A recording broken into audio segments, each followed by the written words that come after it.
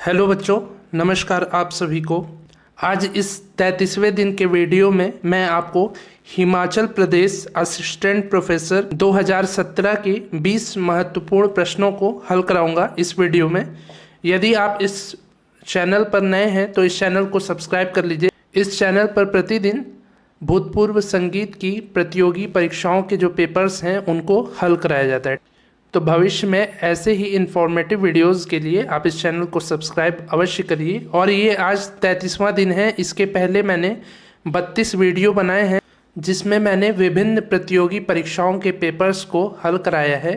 तो यदि आपने उन 32 वीडियो को नहीं देखा हो अभी तक तो उसका लिंक नीचे डिस्क्रिप्शन में है, आप जाकर उन्हें भी देख सकते हैं। ठीक है, आइए आज का पहला प्रश्न देखते हैं। आज का पहला प्रश्न है, रस कौमुदी के लेखक हैं। रस कौमुदी के लेखक हैं श्रीकंठ जी। श्रीकंठ जी रस कौमुदी के लेखक हैं। इसके बाद अगला प्रश्न है, चतुस्सारणा की तृतीय सारणा में श्रुतियाँ प्राप्त होती हैं। तो वो है 6। चतुस्सारणा की तृतीय सारणा में श्रुतियाँ प्राप्त होती हैं 6। इसके बाद अगला प्रश्न है, नाट्यशास्त्र पर टीका लिखी है। तो नाट्यशास्त्र जिसको भरत जी ने लिखा है और इसकी टीकाओं को लिखा है शंकु जी ने, भट्ट लोलट जी ने और अभिनव गुप्त जी ने। ठीक है, शंकु, भट्ट लोलट और अभिनव गुप्त, इन 3 लोगों ने नाट्यशास्त्र की टीका लिखी है और ओरिजिनल नाट्यशास्त्र ग्रंथ को भरत जी ने लिखा है। इसके बाद अगला प्रश्न है, पंडित अच्छन महाराज की नृत्य शैली है। पंडित अच्छन महाराज की नृत्य शैली है कथक। इसके बाद अगला प्रश्न है, वंदे मातरम जो गीत है उसका राग है देश। देश राग में वंदे मातरम की रचना की गई है। ये हो गए 5 प्रश्न। इसके बाद आता है 6वां प्रश्न, पंडित कुमार गंधर्व के गुरु का नाम है। तो पंडित कुमार गंधर्व जी के गुरु का नाम है professor B.R. Deodhar. Professor B.R. Deodhar Pandit Kumar Gandharva ji के गुरु हैं। इसके बाद अगला प्रश्न है, कर्नाटक ताल किस नाम से प्रचार में है। तो वो है सप्तसुलादी ताल। सप्तसुलादी ताल के नाम से कर्नाटक ताल पद्धति प्रचलित है। इसके बाद अगला प्रश्न है, सारंग देव के पिता हैं। सारंग देव जी के पिता हैं सोडल। ठीक है, फिर नेक्स्ट है, रास लोकनृत्य है। रास लोकनृत्य है उत्तर प्रदेश और मणिपुर का।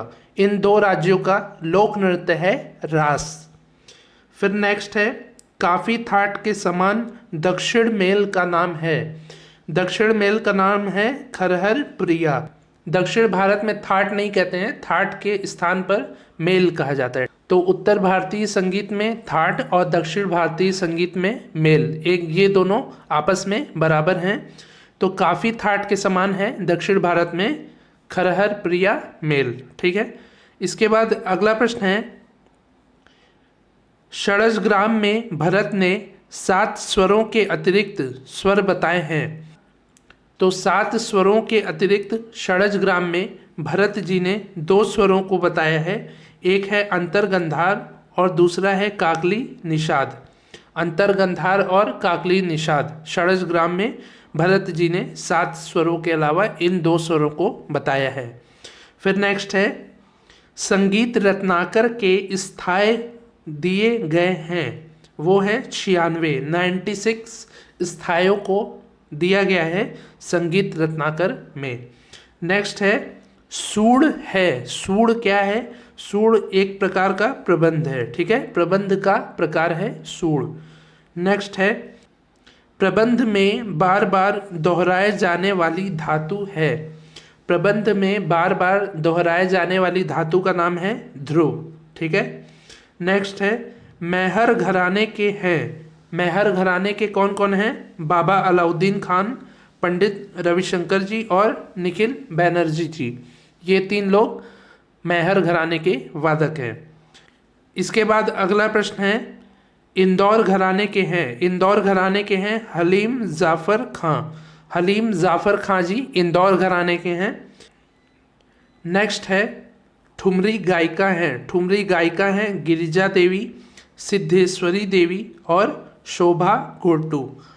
गिरिजा देवी, सिद्धेश्वरी देवी, शोभा गोटू, ये तीनों लोग ठुमरी गायिका हैं। इसके बाद अगला प्रश्न है, सितार वादक हैं पंडित रविशंकर, बुद्धादित्य मुखर्जी और रहीम खां, ये तीनों लोग सितार वादक हैं। नेक्स्ट है ध्रुपद गायक हैं फहमुद्दीन डागर, ए रहीमुद्दीन डागर और गुंदेचा बंधु, ये तीनों लोग जो है वो ध्रुपद गायक हैं। ठीक है।